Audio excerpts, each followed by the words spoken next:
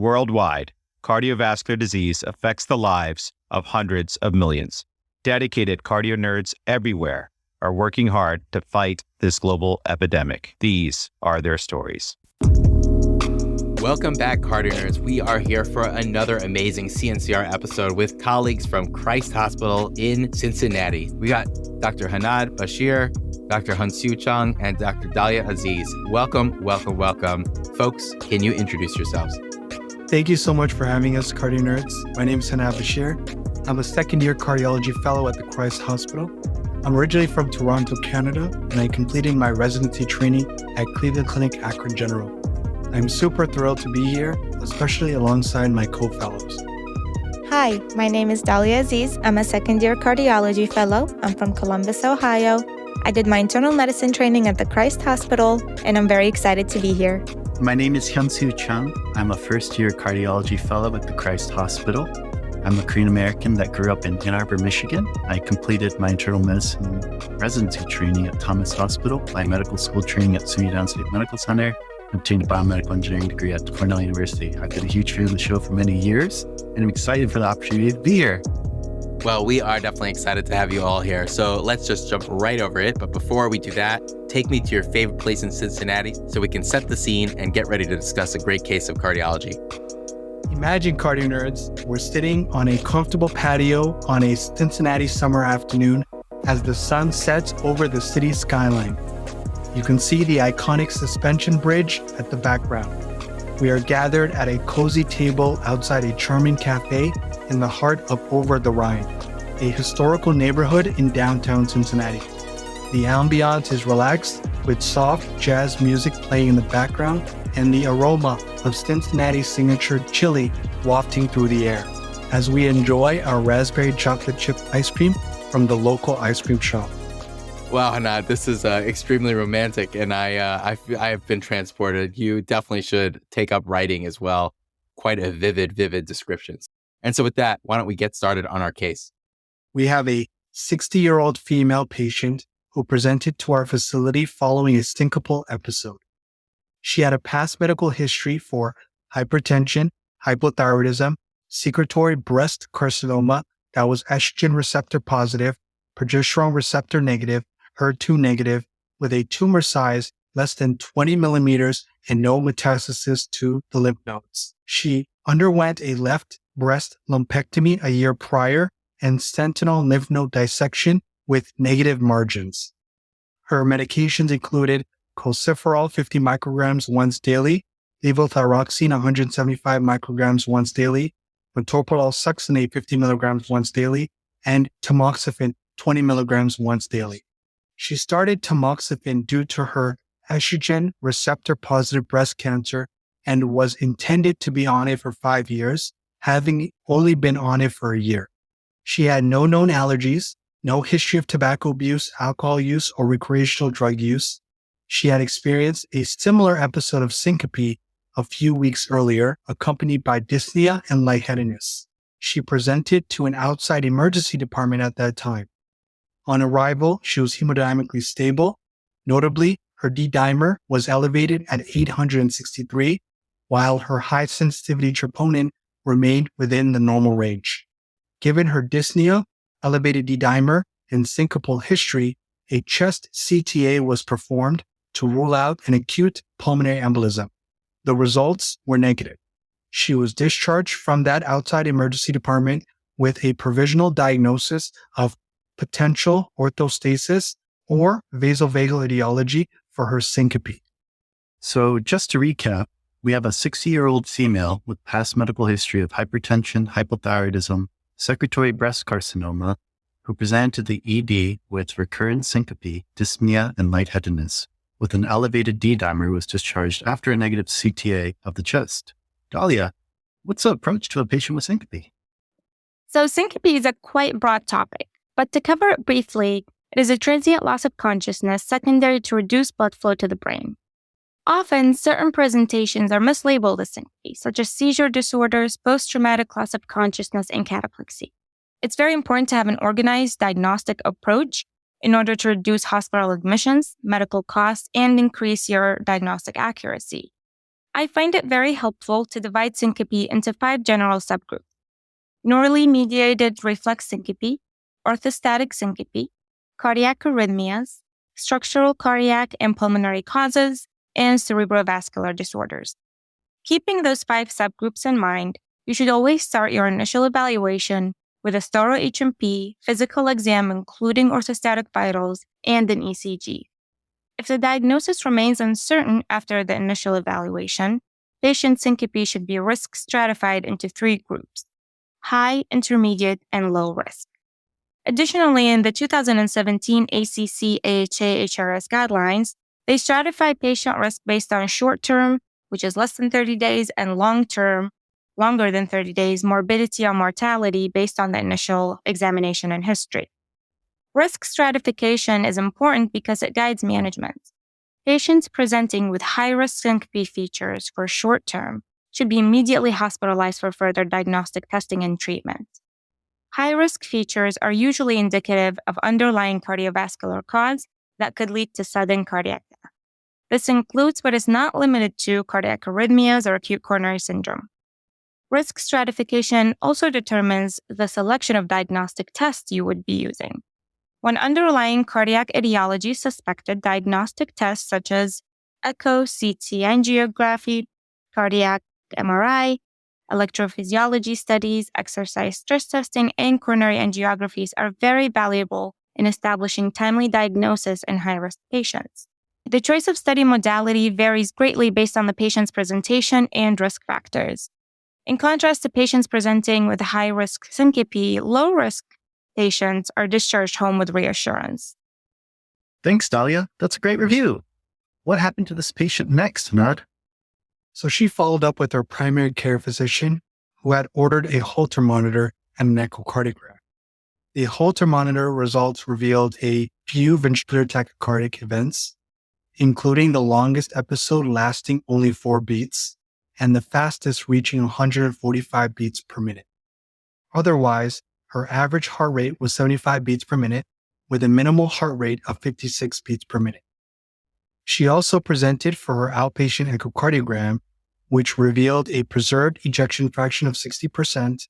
However, the echo also identified a mobile mass in the right atrium that raised suspicion of a thrombus. Consequently, the patient was advised to proceed to the emergency department for further evaluation. In the emergency department, a CT chest and CT abdomen and pelvis were obtained, which revealed a significant but motion-blurred tubular endoluminal filling defect within the right atrium and ventricle, extending seamlessly into a long tapering IVC and its branches, including the right common iliac vein and internal iliac branch. Notably, the IVC exhibited substantial luminal compromise ranging from 50 to 75% occurring between the heart and the liver. Additionally, on the CT abdomen and pelvis, multiple clustered fundal fibroids were noted. Given these findings, the patient was initiated on a heparin drip and promptly transferred to our CCU for a higher level of care and further assessment. All right, thank you, Hanad. So it sounds like we have a 60-year-old patient with history of breast cancer that presented with syncope, shortness of breath, and her workup had turned up positive for an intracardiac mass. So Hyunsoo, how would one evaluate patients with an intracardiac mass? So thanks, Dalia. The strategy for intracardiac masses. A valuable resource is an article published in 2020 in JACC Cardiac Oncology by Taibali et al. They discuss how to approach the diagnostic puzzle of cardiac masses, which can include tumors, thrombi, pericardial cysts, or even vegetations. The article discusses 4 major considerations when thinking about cardiac masses. The first is the patient's age at presentation. For instance, clinical entities like rhabdomyomas and fibromas tend to be more common in the pediatric population. Secondly, the article emphasizes considering epidemiological likelihood and clinical probability. For example, if a patient recently had an anterior wall MI with an akinetic left ventricular apex, the appearance of a cardiac mass on an echocardiogram might raise concerns about a left ventricular thrombus. Moving on to the third consideration, the location of the mass is important. Masses that arise from the valves might indicate thrombus or vegetation, whereas if they arise from the chambers, the differential includes myxomas, lymphomas, and even metastatic tumors. Lastly, tissue characterization is a final factor discussed in the article. Additional imaging modalities such as cardiac MRI can provide useful information about the nature of the mass. Therefore, the review by Dalia et al. Serves as an excellent guide to navigating the complex realm of cardiac masses, considering those 4 vital factors for a comprehensive diagnostic approach. Given our patient's history of secretory breast carcinoma, which could predispose her to a hypercoagulable state, and suspicious mobile mass on echo/CT, the patient was started on heparin to cover for the possibility of thrombus in transit, causing inflow obstruction, leading to syncope. I'm eager to hear more of the story from Hanad. What happened when they came to our facility? On admission to our facility, the patient was afebrile with a blood pressure of 128/93 millimeters of mercury. She was tachycardic with a heart rate of 104 beats per minute. The electrocardiogram showed sinus tachycardia with normal PR and QTC intervals, normal axis without any acute ischemic changes. Her respiratory rate was 18 breaths per minute, and she was saturating 95% on room air. On examination, she appeared to be in no acute distress. Her heart exam exhibited regular rhythm, however, did note a high-pitched holosystolic murmur best heard in the left lower sternal border that radiated to her right lower sternal border. Her pulmonary and chest examination showed normal respiratory effort and breath sounds with no wheezes, rhonchi, or rales. The abdominal examination was also unremarkable. Her laboratory findings in our facility included a troponin I level of less than 0.01, an NT-proBNP level of 220 picograms per milliliter, and a normal lactate level. Her TSH was less than 0.01. However, her free T4 was within normal limits. A chest X-ray was obtained that showed no acute cardiopulmonary abnormalities. And of note, during her workup at our facility, she was noted to have elevated ketones. However, her acidosis improved with short-term bicarbonate treatment and proper nutrition. She later revealed a history of poor oral intake in the days leading up to her arrival. The rest of her BMP and CBC were within normal limits. A TEE was also obtained at our facility, which demonstrated a preserved ejection fraction. There was a massive multilobulated mass in the right atrium that appeared to originate from the IVC. There was also fragments prolapsing into the right ventricle through the tricuspid valve, leading to moderate to severe tricuspid regurgitation. Dalia, now that we have more information about her physical examination and laboratory findings, what additional imaging methods would you recommend to further assess the intracardiac mass? Certainly, Hanad, but first let's recap what happened to the patient since they came into our hospital. So it sounds like she had stable vitals besides mild tachycardia of 104. Her EKG was fairly unremarkable, and her physical exam was significant of a holosystolic murmur. Her significant imaging finding was a very large, impressive mass in the right atrium going in and out of the tricuspid valve, causing moderate to severe tricuspid regurgitation. So now we have a pretty good reason for her presenting symptoms. We have a very large mass causing an inflow obstruction, causing her syncope. So how do we further evaluate this mass? Which leads us to the imaging modalities that we could use.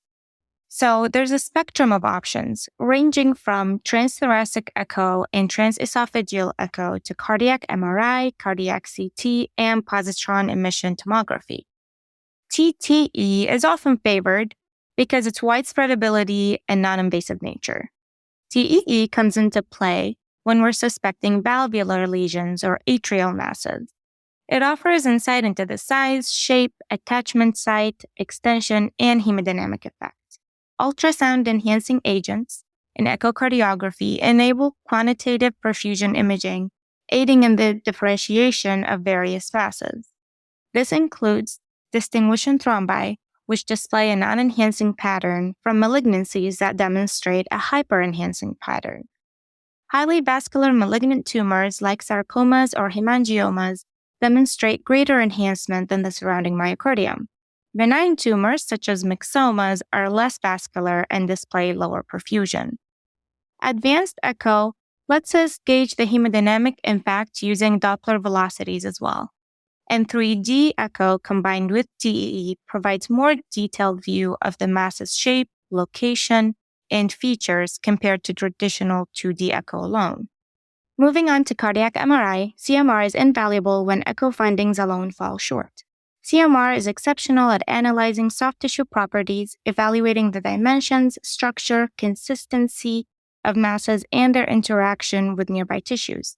Information from signal sequences like T1, T2, early and late gadolinium enhancement unveil characteristics such as fatty presence, necrosis, bleeding, inflammation, and vascularity within a mass.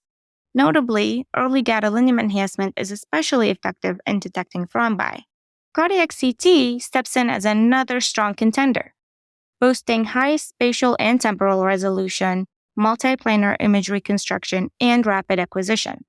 Its broad field of view enables evaluation of chest, lung tissue, vascular structures, and potential masses within the chest.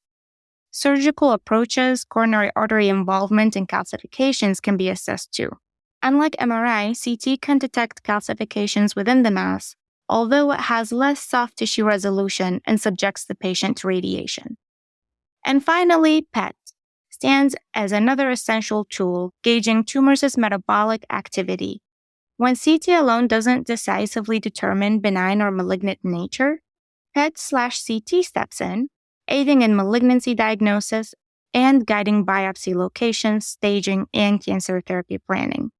So as you can see, each modality serves a unique purpose in diagnosing, managing, and monitoring cardiac masses. Typically, a multimodal strategy is employed, as we'll see in our ongoing case.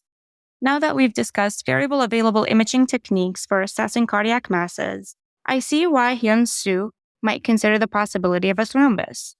However, I do have concerns that this could be an actual cardiac mass and potentially a tumor, particularly given her history of breast cancer, or it could be related to another type of cancer, possibly uterine, based on her pelvic CT scan results. Excellent point, Dalia.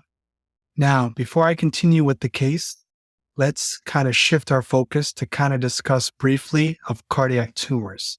When considering cardiac tumors, we can generally categorize them into two groups, primary and secondary cardiac tumors. Secondary cardiac tumors are those that have metastasized to the heart. And I want to emphasize that they are much, much more common than primary cardiac tumors. Consider secondary cardiac tumors in patients with a cardiac mass with a history of conditions such as metastatic melanoma, breast cancer, or lung cancer. How they present will depend on how these cells reach the heart. Potentially, they can cause pericardial involvement, resulting in pericardial effusion and cardiac tamponade, or infiltration of the myocardium and valves, leading to obstruction or embolization. They can also spread hematogenously through the lymphatic and venous system. Now let's shift our focus to primary cardiac tumors. They are generally divided into two categories, benign and malignant. They comprise of 80 to 20% of primary cardiac tumors, respectively. Primary malignant tumors are predominantly sarcomas, which can be further categorized into angiosarcoma, rhabdomyosarcoma, fibrosarcoma, and leiomyosarcomas. In addition, there have been reports of primary lymphomas and perigangliomas.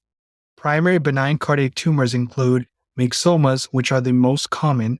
These myxoma cells are scattered within their mucopolysaccharide core, giving them a gelatinous appearance.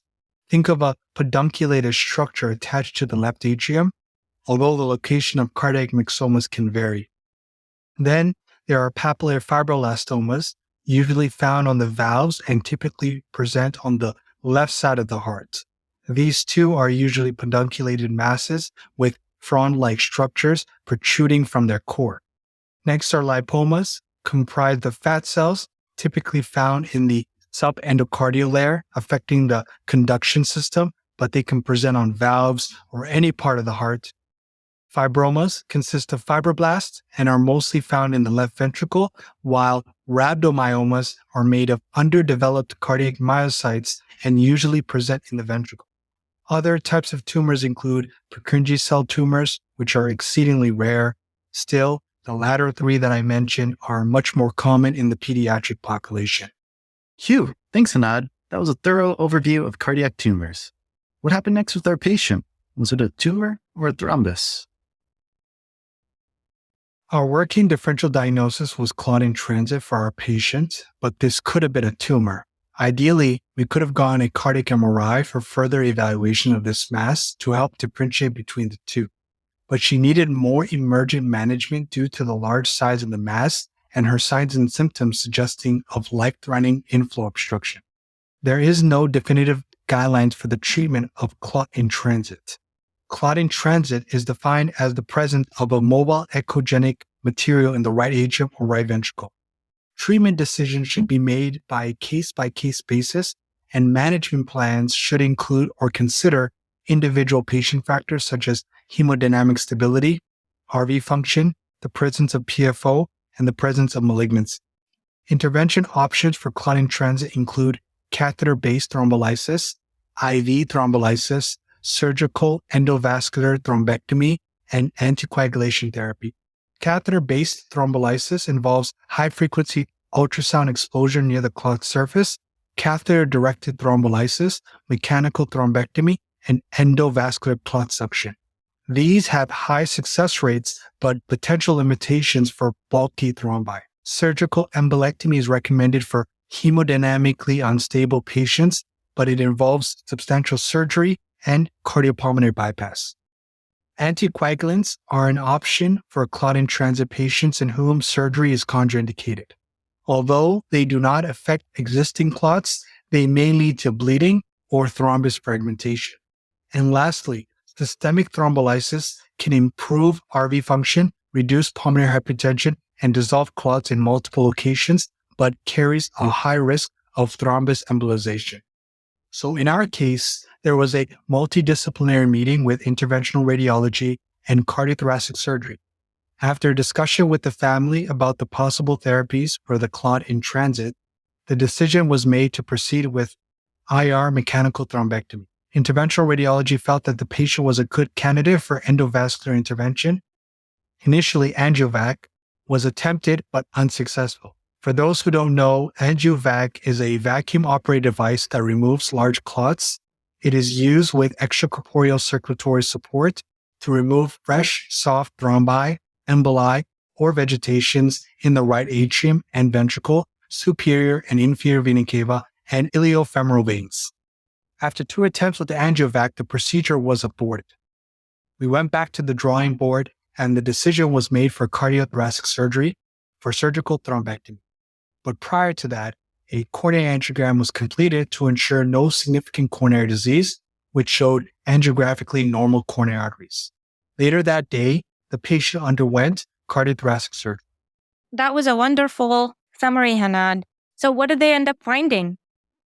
Notably, they found a mass in the right atrium extending all the way down the IVC, seemingly attached to it.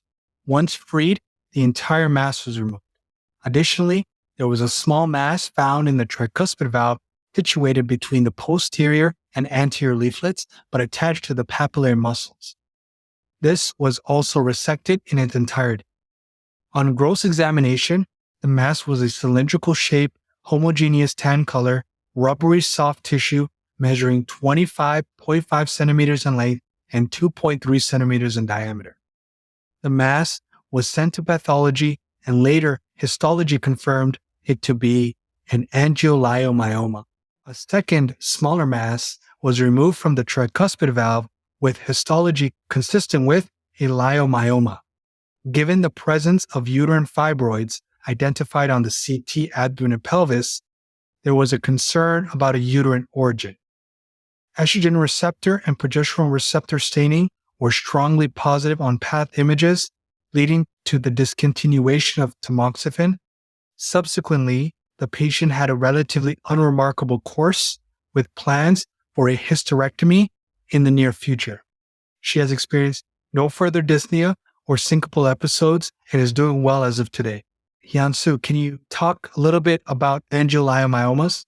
Sure, Hanad.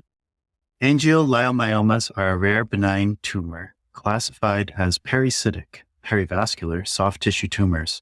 The incidence and prevalence of these tumors lack a consensus, with some reports suggesting they account for approximately 5% of benign soft tissue tumors. Women are more frequently affected than men, and diagnosis typically occurs in the 4th to 6th decade of life. These tumors commonly originate in the extremities, particularly the lower extremities, although their prevalence in uterine, cardiac, and major vascular locations like the inferior vena cava are unknown. Clinical symptoms vary based on the tumor's location and size. In the extremities, patients often experience discomfort due to the presence of nodules. In some cases, angioleiomyomas in the lung have caused dyspnea. When affecting the uterus, patients may present with symptoms such as menorrhagia, abdominal pain, or the presence of an abdominal mass, which can be submucosal, intramural, or subserosal. In instances of excessive growth in the IVC and the right heart, hemodynamic limitations may occur, leading to symptoms like dyspnea and syncope. The pathophysiology of angioleiomyomas remains a subject of debate, with hypotheses including trauma to the area, venous stasis, and hormonal factors contributing to abnormal cell growth.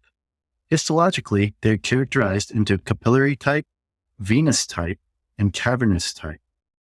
While imaging techniques such as echocardiography, CT scans, and MRI can help evaluate the characteristics of these masses, a definitive diagnosis requires pathological examination.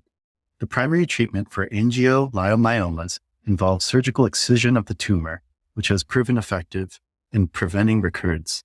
However, caution should be exercised in cases where medications could potentially stimulate the tumor's proliferation. That was a great explanation, Hyunsoo. Thank you. So let's summarize some takeaway points. Evaluation of cardiac masses by echocardiography can provide information such as size, location, and morphology. Further imaging modalities may be used depending on the need for further temporal resolutions for CT or mass characteristics via T1, T2, and gadolinium enhancements used with MRI. Second takeaway point, tamoxifen is a selective estrogen receptor modulator. It's used for breast cancer therapy. However, its use has been associated with endometrial hyperplasia, uterine fibroids, and endometrial and uterine malignancies. There is an increased risk of malignancy that has been seen more often in postmenopausal women and is dose-dependent and time-dependent. Third takeaway point is clot-in-transit. It's a mobile thrombus within the right heart structures. It is estimated to occur in 4% to 18% of patients with pulmonary embolism and is associated with elevated morbidity and mortality. Treatments include surgical embolectomy, endovascular embolectomy, thrombolysis, catheter-directed thrombolysis, or anticoagulation.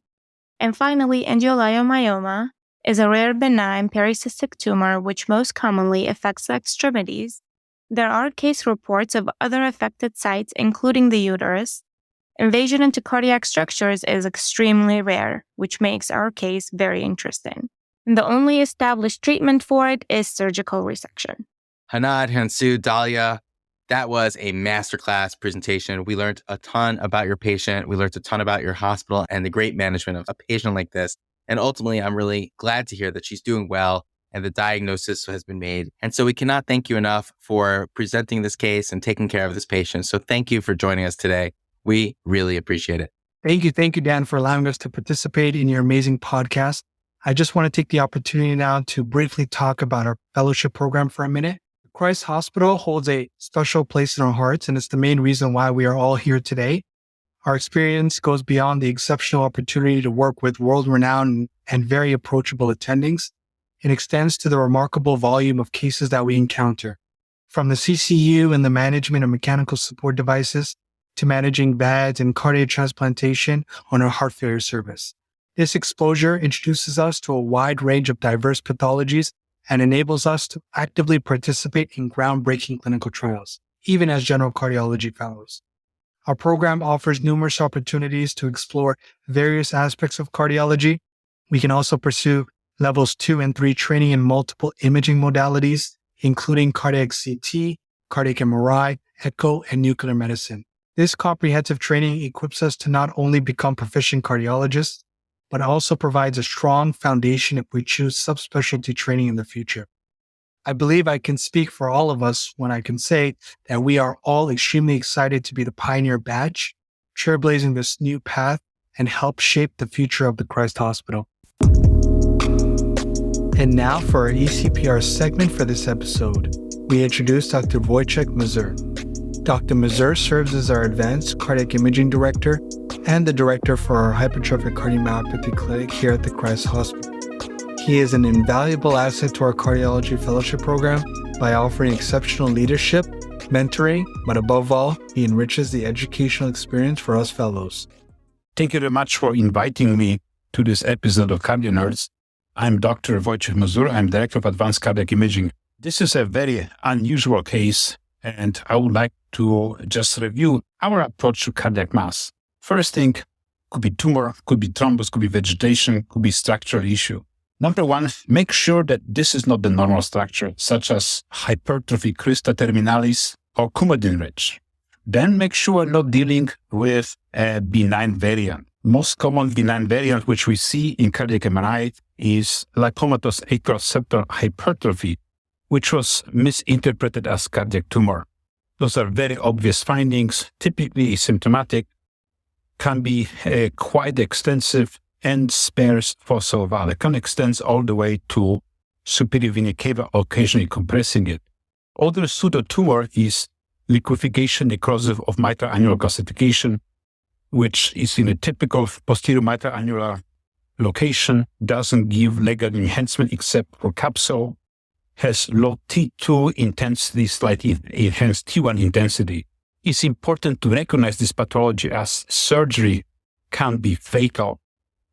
And then clinical scenario. Keep in mind that most of the tumors are metastatic. They are between 22 and 132 times more likely to be metastatic than primary. It is very unusual to see metastatic tumor without somebody who already has history of malignancy. Occasionally, pericardial effusion can be the presenting symptoms. Most of the primary tumors, thankfully, are benign. 10% of primary tumors are malignant. Everything also depends on patient age. In pediatric population, number one is rhabdomyoma, followed by fibromas, versus in adult, number one is myxomas, followed by lipomas. And let's switch gear to talk about the role of advanced cardiac imaging modalities. We'll start the basic, of course, advanced echocardiography. Just to make the diagnosis, see what chamber is involved, and also hemodynamic effect. Is that mitral inflow obstructed, tricuspid inflow obstructed? Is the LVOT obstructed? Does it impair valvular function?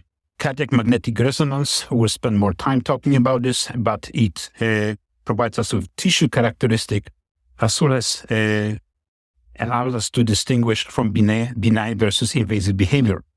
Computed tomography, I would say, has a limited value, except maybe for presence of calcification and general anatomy. And, of course, PET. PET is very useful to differentiate between malignant versus benign lesion, but mainly for staging and optimized biopsy location, as well as planning of radiotherapy. Cardiac MRI is really incredible technology to assess cardiac masses. We look at several parameters. Size. Anything more than 5 centimeter is suggestive of presence of a malignant mass. Number, more than one, malignant. Location, right heart involvement, or more than one chamber, more likely to be malignant. Broad base of implantation. Direct infiltration of structure such as myocardiums, epicardial fat, pericardial leaflets, definitely malignant. Effusion can be seen in both benign and malignant cardiac tumors. However, hemorrhagic effusion will be seen predominantly in malignant tumors. Signal intensity. It is sometimes helpful, sometimes not. Typically in malignant lesions is heterogeneous T1 and T2. And the reason for heterogeneity is malignant masses grow so rapidly that the vascular supply is outstripped by the tissue growth, resulting in local necrosis. Perfusion, first pass perfusion. Typically benign tumors are not vascular. versus malignant tumors are highly vascular. And heterogeneous perfusion will be seen because, of course, areas of necrosis are not being perfused. And the important issue is also late gadolinium enhancement. A couple issues about T1 and T2. T2 is mainly for edema imaging. T1 typically in metastatic lesions is reduced except for one particular condition, which is metastatic malignant melanoma. Melanin is a pigment which captures different metallic cations such as iron, copper, magnesium, which reduce T1 duration of the tissue. You cannot rely on individual parameter to make the diagnosis of malignant versus benign lesion. For example, we know that first pass perfusion is strong determinant of malignancy. However, benign hemangiomas and vascular malformation will have the same thing.